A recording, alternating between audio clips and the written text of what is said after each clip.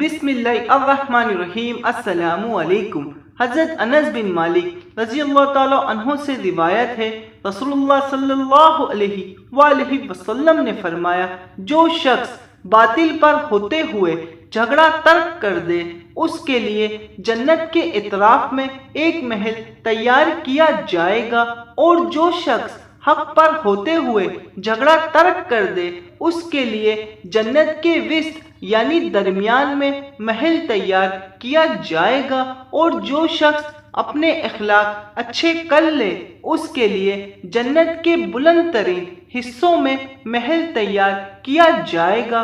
حضرت عبداللہ بن عمرو بن عاص رضی اللہ تعالیٰ عنہ سے روایت ہے، اللہ کے رسول صلی اللہ علیہ وآلہ وسلم نے فرمایا، اللہ تعالیٰ علم کو اس طرح نہیں اٹھائے گا کہ اسے لوگوں کے دلوں سے ختم کر دے، بلکہ وہ عالمہ کو فوت کر کے علم کو اٹھائے گا۔ جب کوئی عالم باقی نہیں رہے گا تو لوگ جاہل سردار مقرر کر لیں گے، پھر ان سے مسائل پوچھے جائیں گے اور وہ علم کے بغیر فتوے دیں گے۔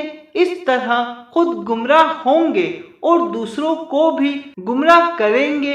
حضرت ابو ہریرہ رضی اللہ تعالیٰ عنہ سے روایت ہے، رسول اللہ صلی اللہ علیہ وآلہ وسلم نے فرمایا، جس شخص کو بغیر دلیل کے فتویٰ دیا گیا اور لینے والے نے اس غلط فتوے پر عمل کر لیا تو اس کا گناہ اس پر ہے جس نے اسے فتویٰ دیا۔ حضرت عبداللہ بن عمرو رضی اللہ تعالیٰ عنہ سے روایت ہے، رسول اللہ صلی اللہ علیہ وآلہ وسلم نے فرمایا، علم تین چیزیں ہیں اور جو کچھ ان کے علاوہ ہے وہ اضافی ہے، اس اضافی کے بغیر گزارا ہو سکتا ہے مگر محکم آیت، ثابت شدہ سنتیں اور مالی حقوق جو عدل پر مبنی ہو۔ جزاک اللہ۔ حدیث مبارک سمجھ آنے کی صورت میں ایک لائک ضرور کر دیے گا۔ اللہ حافظ۔